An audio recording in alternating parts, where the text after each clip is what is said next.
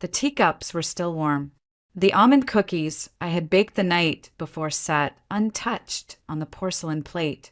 It was 7 p.m., the exact time Thomas usually walked through the door, but this time he wouldn't. I stared at the front door for longer than I cared to admit, almost expecting to hear the sound of his key turning in the lock. But there was only silence, the kind of silence that settles into the bones when something is gone for good. My name is Vivian Carter, and for 15 years I believed I had the kind of marriage people envied. Thomas was calm, accomplished, the kind of man who always made a room feel more grounded the second he entered. He never raised his voice. He was never late. He brought me flowers on Sundays, wore crisp button-downs, and never let me worry about the mortgage. We didn't have children. Life just flowed, as if we were two puzzle pieces that simply clicked. But what I didn't know, what I was about to find out, was that puzzle had missing pieces. And one of them was hidden in a place I had never been allowed to go. Thomas died on a Thursday. They said it was a heart attack. I remember the doctor's face as he said it, kind, rehearsed, detached. Massive myocardial infarction, he said. He went quickly. I nodded like I understood, like it made any difference. But it didn't. Not when you've just lost the only person you thought truly knew you. The funeral was a blur of black clothing, polite condolences, and unfamiliar faces telling me how wonderful my husband had been. I clung to Claire, my best friend since college, who kept handing me water I didn't drink and food I couldn't swallow. It wasn't until my sister Rachel arrived, her perfume too sweet, her hug too long, that something shifted in me. "I'm so sorry, sis," she whispered, her voice just a bit too smooth. Thomas was like a brother to me. I wanted to believe her. I really did. But something in the way she looked at me, it wasn't grief. Later that evening, as she poured herself a drink in my kitchen, she said, "Hey, I know it's not the time, but Thomas loaned me money. I was hoping to get that settled, now that you're taken care of." I stared at her. "What money?" I asked. She blinked, then smiled like I was being silly. "Oh, I guess he never told you." Something inside me twisted. That night I couldn't sleep. I kept walking through our house, touching the furniture like it could tell me something. The bookshelves, the polished floors, the framed wedding photo that suddenly felt like it belonged to strangers. That's when I saw them, Thomas's keys, still sitting on the hallway table. I picked them up and there it was. The key I was never allowed to use. The one shaped differently than the others. The key to his garage. I had asked about it once. Years ago. "There's nothing interesting in there," he said, smiling. "Just tools. Grease. You wouldn't like it." I didn't press. I never pressed. That was our marriage. Easy, comfortable, and full of quiet spaces I wasn't supposed to enter. But now I had nothing to lose. The next morning, I drove out to the garage. It was in the old industrial district, behind a row of crumbling buildings with rusted roofs and weeds curling through cracked asphalt. Not exactly the kind of place you'd expect a man like Thomas to keep anything. But he came here once a week, every Thursday. Like clockwork. I never questioned it. The metal door was heavier than I expected. The key turned with a reluctant groan, and for a moment I stood there, afraid of what I might find on the other side. It smelled like dust and oil. I reached for the light switch, and then I froze. It wasn't a garage. It wasn't tools or boxes or car parts. It was a shrine to a life I never knew existed. I took a slow step inside. The fluorescent lights flickered to life overhead, casting a pale glow over the strangest room I had ever seen. The walls were covered, completely covered, in photographs, news clippings, hand-drawn charts, and travel maps. On one wall, dozens of printed photos were pinned in neat rows like some sort of obsessive collage. And every single one of them had Thomas in it, but not the Thomas the first knew. In these pictures, he wasn't wearing his usual tailored suits or polished demeanor. He looked different, relaxed. Worn jeans, casual shirts, messy hair. His face was softer, his posture less guarded. And in almost every photo, he was standing beside a woman. The same woman, She was beautiful, younger than me by at least 10 years, with dark hair and sharp, intelligent eyes. They were close, too close, her hand on his arm, his face turned toward her with a smile I hadn't seen in years. In one photo, they were at the beach, another in a ski lodge, then one at a candlelit dinner. There were timestamps handwritten on the back of some of them, 7 years ago, 5, 3, one from just a few months ago. August 2024. That one stopped me cold, because on that day I was at home cooking his favorite meal, waiting for him to return from a client meeting. And now I was looking at a photograph of him sitting beside this woman and a man in his early 30s. The three of them were smiling, like a family. There was a name scribbled faintly on the back in Thomas's handwriting. Isabel and Logan. August 2024. My knees buckled. I reached for the metal desk in the center of the room to steady myself. That's when I saw the papers. Files stacked high. Bank transfers, corporate records, letters from overseas firms, tax documents that didn't match anything I knew about his business. And in one folder, a medical report. My eyes scanned the header. Crescent Heart Institute. It was dated less than 2 months ago. I found Thomas's full name printed at the top, followed by a diagnosis I could barely pronounce: ischemic heart disease. Stage 3, risk of cardiac arrest, high. He knew. He knew he was dying. He knew, and instead of talking to me, instead of preparing me, instead of even hinting at the truth, he spent his last days building some secret world with another woman, another life, another child? Because that's what the young man in the photo had to be. Their son. My stomach turned. 15 years. 15 years I stood by him. And now, the man I buried wasn't my husband. Not really. He was a stranger. A stranger who had looked me in the eye the night before he died, handed me a velvet box with a sapphire necklace inside, kissed my cheek, and told me, "You're the only one for me." I staggered back toward the door. I couldn't breathe. My chest felt tight, my mind spinning. What was I supposed to do with this? Who even was I now? A widow, yes. But of whom? That's when I heard it. Footsteps. Soft. Hesitant. Like someone didn't want to be heard. I turned around fast, heart slamming against my ribs. And standing in the open doorway was the young man from the photo. Same dark hair. Same sharp jawline. Same intense, unreadable eyes. His voice was calm when he spoke, but my pulse pounded in my ears too loudly to really absorb the words at first. "Vivian Carter," he asked. I didn't answer. "I thought you might come here." "I'm Logan Myers," he said, stepping inside slowly. "Thomas Carter was my father." And just like that, the floor disappeared beneath me. I don't remember what I said first. Maybe nothing. Maybe I just stood there, gripping the edge of the desk like it was the only solid thing left in the world.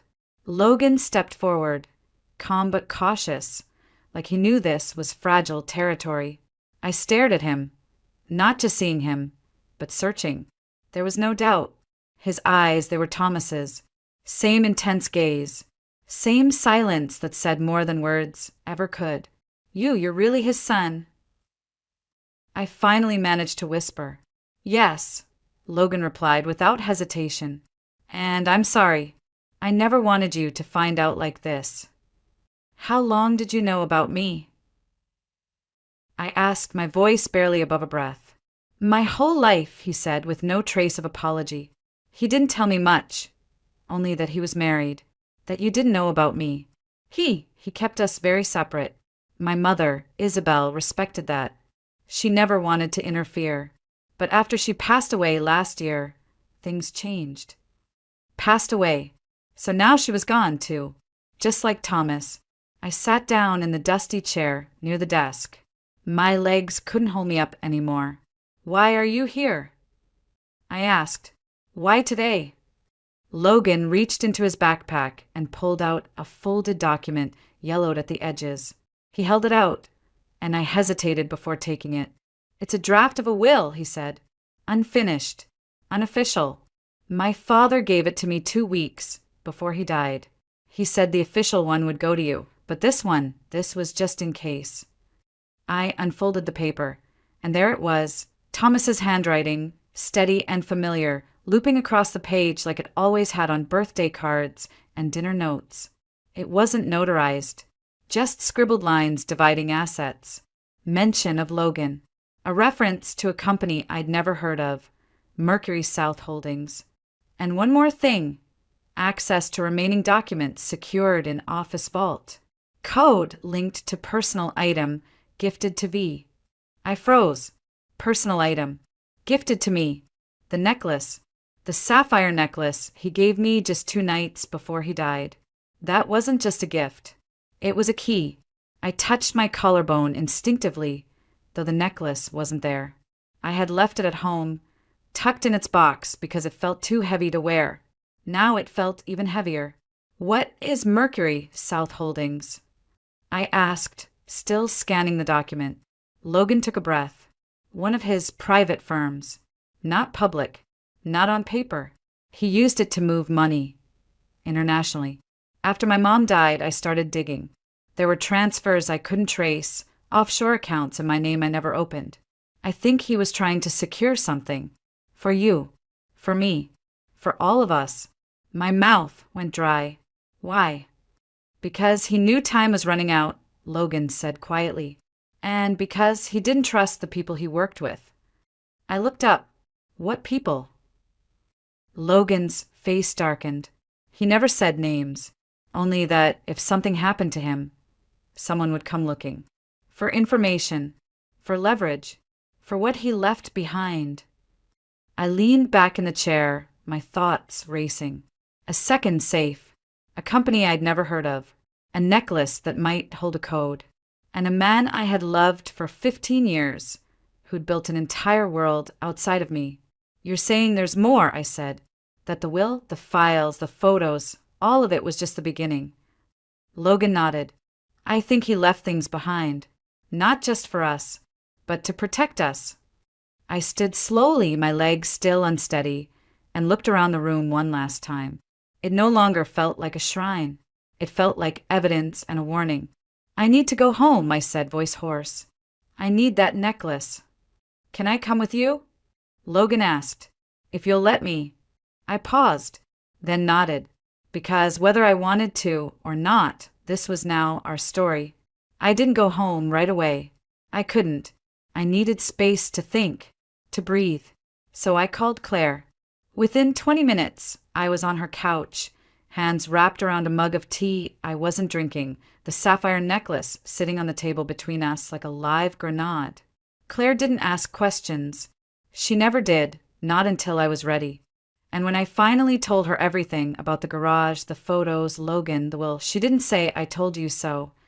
She just whispered, I'm so sorry, and reached for my hand. But I wasn't ready to cry. I wasn't ready to collapse. I needed answers. I needed someone to blame. So I drove to Rachel's condo. It was a newer building on the north end of town, one of those luxury developments with underground parking, coded gates, and concierge service. Strange, for someone who had always complained about money. As the elevator climbed, I could feel my anger rising with it. She opened the door barefoot, wearing silk pajamas and a glass of wine in one hand. Her makeup was perfect. Her hair styled like she was expecting company. Well, if it isn't my grieving sister, she said with a smug smile. Come to inspect the widow's inheritance. Cut the crap, Rachel, I snapped. We need to talk. I pushed past her into the living room, where a framed photograph caught my eye. It was her and Thomas, laughing, toasting champagne. The date, stamped in the corner, made my stomach flip. 5 years ago. What the hell is this? I demanded, pointing at the frame. Rachel sauntered over, taking a long sip of her wine. Oh, that? A company holiday party. You were too tired to come, remember? Thomas insisted I join him. She said it like it was nothing, like sharing champagne with my husband while I stayed home folding laundry was completely normal. We always got along so well, she added casually. I turned to face her fully. How well, exactly? Her smirk faltered. I know about Isabel, I said. I know about Logan. About the garage. The fake company. The will. I know everything. So if there's more, tell me now. Rachel's eyes narrowed. She walked over to her liquor cart, refilled her glass, and said softly, "Fine. You want the truth." She set the glass down and placed a hand on her stomach. "I'm pregnant," she said, "and it's Thomas's." I didn't move. I didn't speak. My brain just shut down. 10 weeks, she continued. I found out a week before he died. He knew. He said he'd take care of everything. He even told me he would leave Isabel soon. I froze. You were still seeing him after Isabel died. Rachel gave a small shrug. She was never supposed to be permanent. I was always the one who stayed. I felt like I was floating outside my body. The walls, the furniture, the sound of the refrigerator humming, all of it faded into background noise. "You slept with my husband?" I whispered. Rachel shrugged. "Don't act so surprised. You had your perfect little life, your perfect house, your perfect dinners at 7 o'clock. Meanwhile, I was struggling to pay rent, working dead-end jobs, listening to Mom compare us like I was some failed version of you. Then Thomas started showing up, offering help, listening." She looked up at me, eyes suddenly sharp. "You were his routine. I was his escape." The slap came before I realized I'd raised my hand. Rachel's head snapped to the side. Her wine glass shattered on the floor. She didn't cry. She didn't yell. She just smiled. "Now, there's the real Vivian," she said. "Not the prim, perfect wife. The woman who just found out she's been living a lie." I turned away, breathing hard, hands trembling. "Why didn't you tell me?" I asked, quieter now. "Because you never would have believed me," she said. "You always thought I was jealous. And maybe I was. But this wasn't about you. This was about me finally getting something for myself." I shook my head. "You didn't just take something. You stole everything." She walked closer, her expression suddenly unreadable.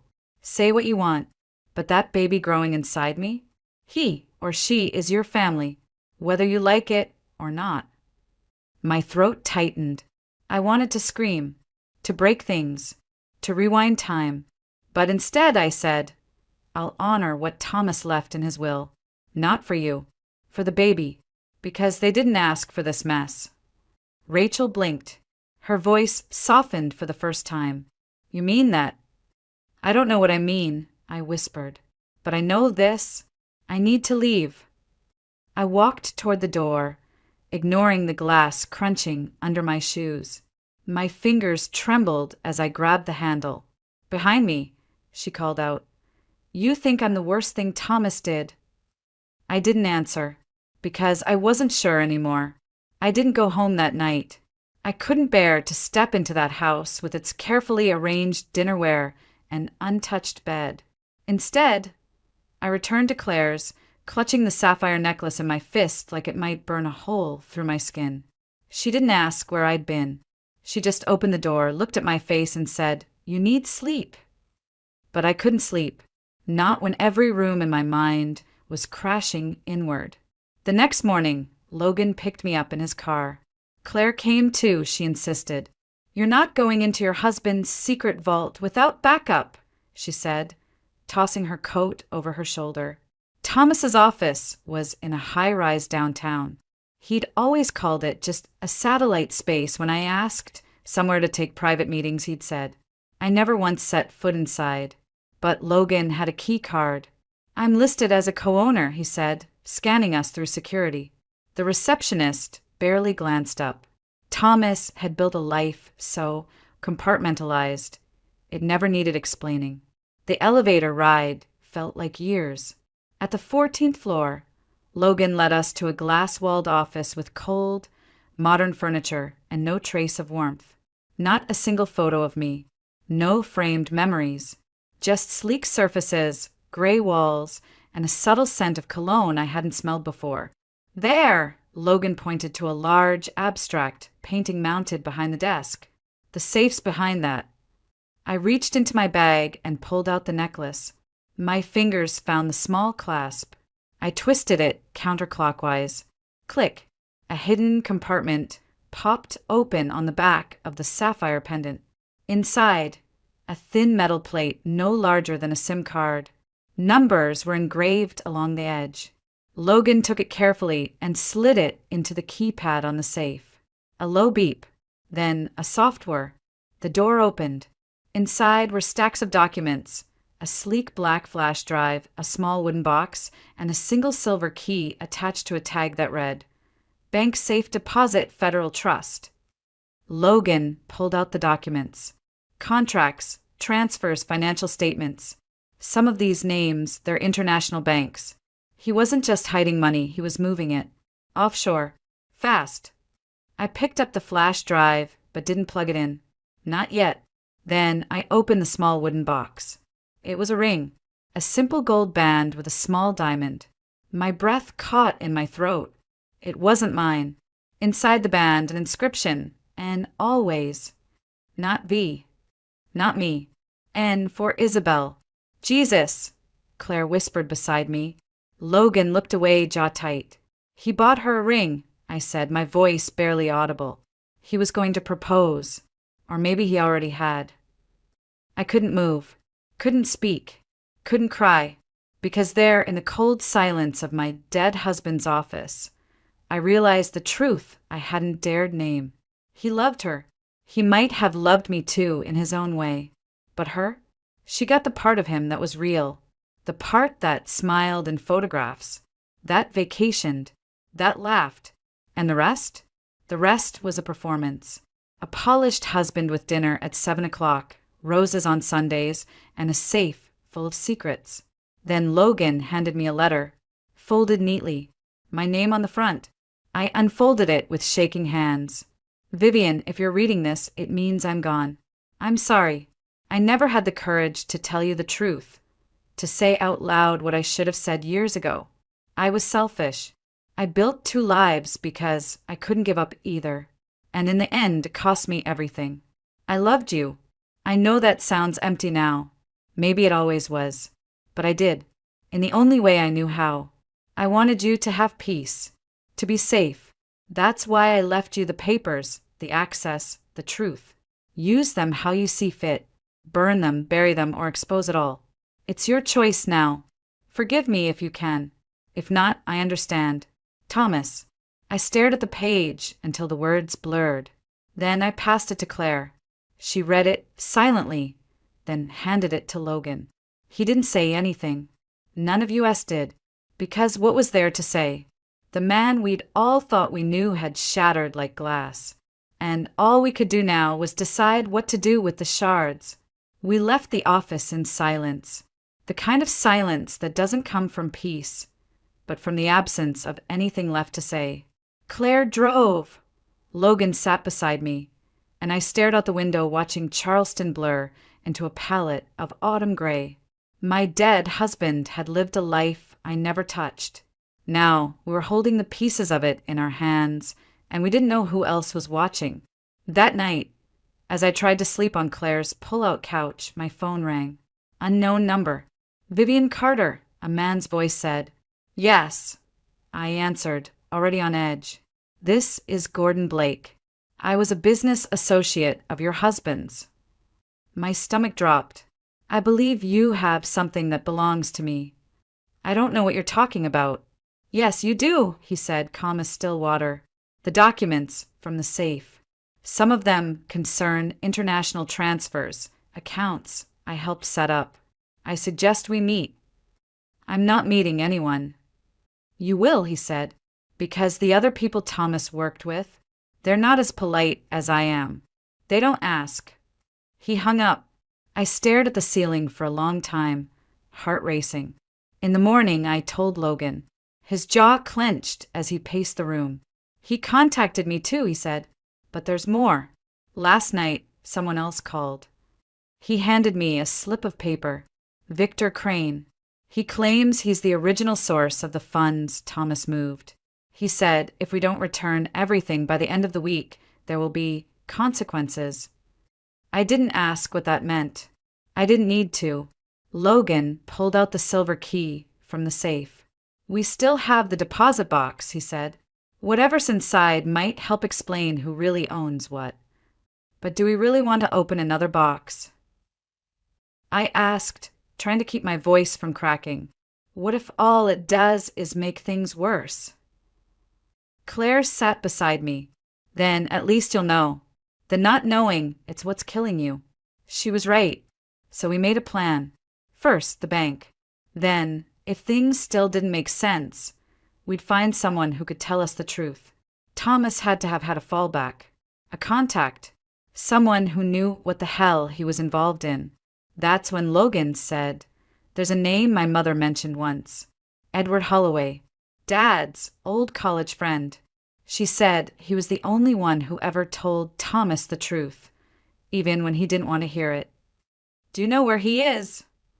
"I think so," Logan said. "Mom had his address in Savannah. She kept it in a box of emergency contacts." So we drove, a 2-hour trip in silence, rain trailing down the windshield like streaks of memory. Savannah greeted us with oak trees and damp air and the kind of stillness that only old towns seem to carry. Edward lived in a tall brick house covered in ivy, like something pulled from a forgotten novel. He opened the door slowly. "You're Vivian," he said without hesitation, "and you must be Logan. You knew we'd come?" I asked. He nodded. Thomas said, "If it all comes apart, they'll find you." He stepped back. "Come in." Inside, his house smelled like paper and pipe smoke. Bookshelves lined the walls. A piano sat in the corner, untouched but polished. He motioned for us to sit, then disappeared into another room and returned with a sealed envelope. "He left this with me," Edward said. "Said it was only to be opened if both of you showed up together." I looked at Logan. He nodded. I opened the envelope. Inside was a short handwritten letter and a second will. This one was different. It named the child Rachel was carrying. It assigned 25% of Thomas's private savings, offshore unspecified, to the child once they turned 21. I felt the blood drain from my face. He planned for everything, even this. And with that, I realized we were standing at the center of a storm Thomas had built brick by brick. And now it was on us to survive it. I stared at the will again, at the name, unborn child of Rachel Carter, 25%, to be held in trust until age 21. It wasn't the money that stunned me. It was the precision. Thomas had planned this, all of it. Even after death, he was still 3 steps ahead. Why would he name the baby but not Rachel? I asked Edward. "Because he trusted the child," Edward said gently, "not the mother." Logan shifted in his seat. "This changes everything. It means Rachel can't touch that money, not legally." I looked down at the second will again. "And if she tries?" Edward nodded toward the flash drive. "Then you use that. From what Thomas told me, it contains detailed records of every transfer, every partner, every crime they committed to build this thing. If they push you, you push back." Claire exhaled beside me. "You have leverage." For the first time since Thomas died, I didn't feel small. I didn't feel like the woman who'd been lied to, cheated on, and left with broken pieces. I felt like the only one left holding the blueprint, and that was power. Logan leaned forward. "Vivian, I think it's time we stop reacting. We need to make a move, before Gordon or Crane does." I nodded slowly. "We go to the bank." We drove back into Charleston before noon. The Federal Trust building sat nestled between a law office and a historic inn, discreet and unassuming. The kind of place you'd walk by 100 times without noticing, until it mattered. Claire stayed in the car. "Just text if it gets weird," she said. "And if they don't let you in, cry. Nobody says no to a woman crying at a bank." Logan smiled at that. I didn't. Inside, the vault manager looked at the silver key, checked my ID, and raised an eyebrow. "It's been years since anyone accessed this box," he said. "It was registered under a corporate shield, Mercury South Holdings. He led us into the basement, past layers of security doors and concrete. The air grew colder, the silence thicker, and then we were alone with the safe deposit box. He handed me gloves. "Standard procedure," he said. "We'll give you privacy." The door closed behind us. My fingers hovered over the lock. "Ready?" Logan asked. "No," but I did it anyway. The key turned smoothly. The box slid out. Inside wasn't cash. No passports. No burner phones. No stacks of untraceable bills. Just one manila folder and a photograph. The photo was of Thomas, Logan, and Gordon Blake, standing in front of a black SUV, arms crossed, laughing. And behind them, Victor Crane. I stared at the photo for a long time. "They weren't just business associates," I said. "They were a team." Logan opened the folder. Dozens of signed agreements. Shell company registrations. Payoffs. And one document marked Crane Blackmail Insurance in bold red ink. It wasn't just leverage. It was a loaded gun. "Thomas kept proof," I whispered, "of everything." And in that moment, I understood. He hadn't just left me a mess. He'd left me a weapon. Now it was my choice who to aim it at. We didn't go home. We went to the lawyer. His name was Marcus Doyle, and he'd represented my father's estate years ago. Straightforward, discreet, and allergic to drama. I told him everything. Almost. Not about the affair. Not about Rachel. Just the parts that mattered legally. The documents, the threats, the offshore accounts. He didn't blink. "Do you want to press charges?" he asked. "No," I said. I want insurance." He nodded. "Then we'll copy everything. Digitally. Physically. Store backups in 3 locations. One here. One with you. And one with someone not connected to you." "I know just the person," Claire said, smiling grimly. We spent hours scanning files. Thomas had kept meticulous records. Names, dates, wire logs, fake invoices. It wasn't just shady business. It was criminal enterprise. International. And with Thomas gone, they thought the evidence had vanished. They were wrong. By the end of the day, Marcus had drafted a simple letter. I added one line at the bottom in my own handwriting. "Try me. VC." We sent it to Gordon Blake's office via courier. He called within 15 minutes. "You think you're clever," he hissed into the phone. "You're in over your head." "No," I replied calmly. "You are. Because the next call I make is to the IRS. And after that, Interpol." There was a pause. Then laughter. "All right," he said. "What do you want?" "Nothing," I said. "I just want you to stop. No calls. No threats. No late-night warnings. You touch me or anyone I know, and the folder goes public. Every file. Every signature. You don't want that kind of trouble." "I already have that kind of trouble," I said. "The difference is I'm not afraid of it anymore." He hung up. 2 hours later, Victor Crane called. His tone was different. Smooth. Polished. Like a man used to charming his way through locked doors. "Vivian," he said, like we were old friends. "I've heard about your discoveries. I think we're starting off on the wrong foot." "There is no foot," I said. "Just your signature on a dozen illegal transfers." He laughed softly. "All hypothetical, of course." I let the silence stretch. Then I said, "I know you think you can handle this, but here's the thing, Mr. Crane. I have no reputation to lose, no company to protect. I have nothing left of the life I knew, and that makes me very, very dangerous." That shut him up. I ended the call. Logan and I sat on Claire's porch that night, the flash drive in his pocket, a copy of the folder buried in the planter box behind us. Paranoid? Maybe.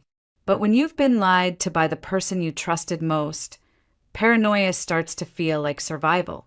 "I didn't know he was capable of all this," Logan said quietly. "My mom, she always said he was complicated, but I thought she meant sad, not corrupt." "He was both," I said, "and maybe more." I stared up at the stars, cold and steady above us. "We're not done yet," I said. "There's one more thing we haven't opened." Logan frowned. "What?" "The flash drive." The flash drive was small, black, unmarked, like it had nothing to say unless you asked the right way.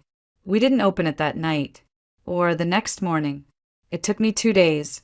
2 days of preparing myself for whatever truth was still waiting. 2 days of rehearsing my reactions, as if practicing would make betrayal feel any less sharp. Logan sat beside me on the couch. Claire brought tea again. No one said a word as I plugged it in. A single folder appeared. For Vivian inside, one video file, dated just 10 days before Thomas's death. My fingers hovered, then clicked. The screen went black, then flickered to life. Thomas, not the one I'd seen in wedding photos or seated across from me at dinner. This Thomas looked hollow, eyes tired, shirt wrinkled, like he hadn't slept in weeks. He leaned forward. "Vivian," he said, "if you're watching this, it means I didn't make it. Or maybe I ran out of time." He sighed and rubbed his face. "There's no easy way to say this, so I'll just say it. You were never the one I needed to hide things from. You were the one I wanted to protect.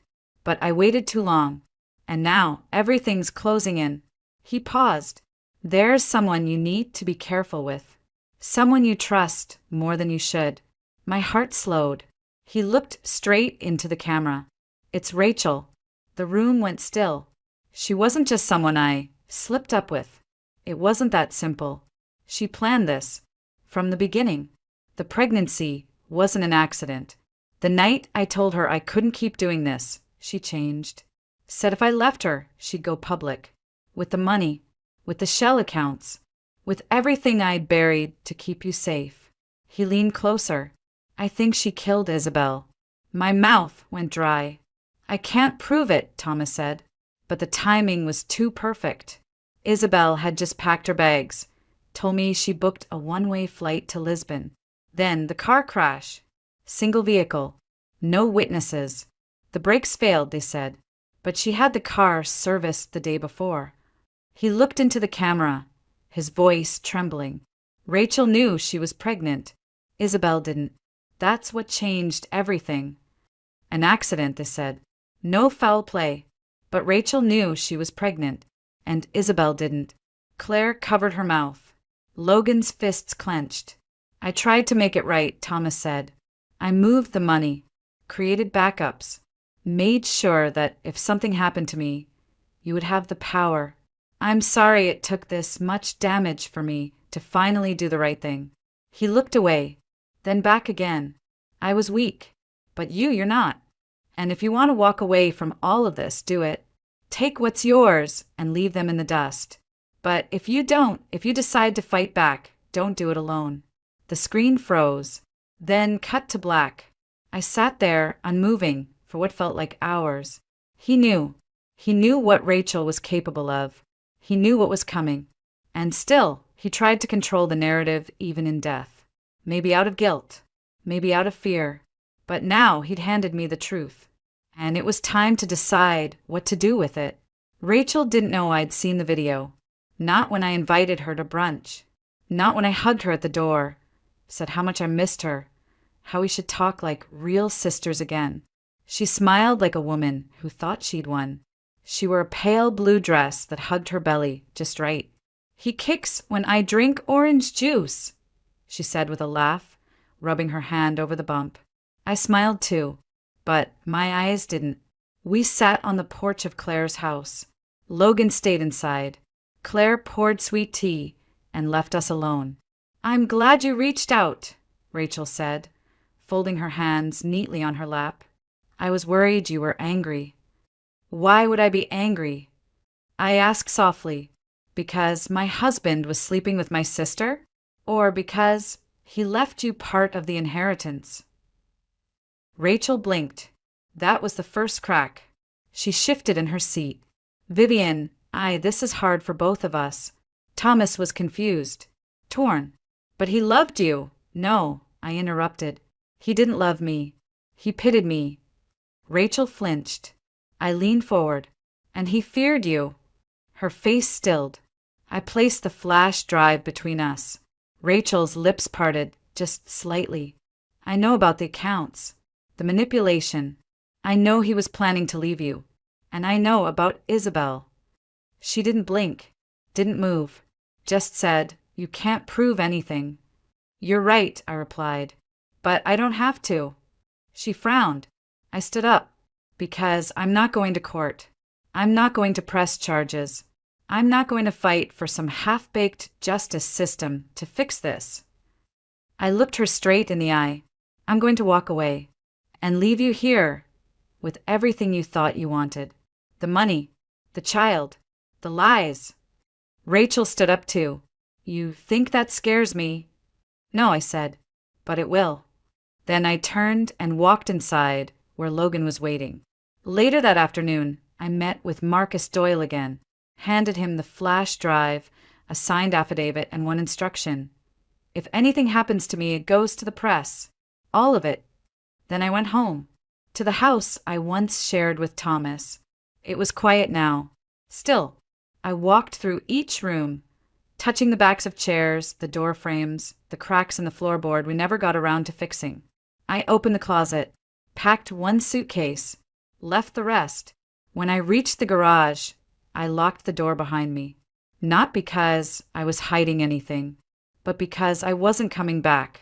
1 week later, I boarded a flight to Colorado. Fresh air, new name on the lease, a tiny cottage near the mountains. No secrets, no safes, no more pretending. Just me, Vivian Carter, widow, survivor, not the woman who was lied to, but the one who turned silence into power.